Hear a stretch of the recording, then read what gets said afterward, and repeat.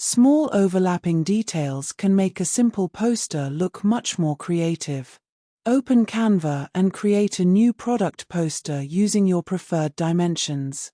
Choose a clean background, then go to Elements and add several circles, rectangles, or other simple shapes.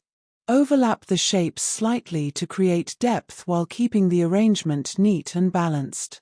Use different colors or lower the transparency of certain shapes to make the layers stand out without becoming distracting. Upload your product image and position it where it overlaps some of the background shapes for a modern visual effect. Add a bold headline, product information, and a clear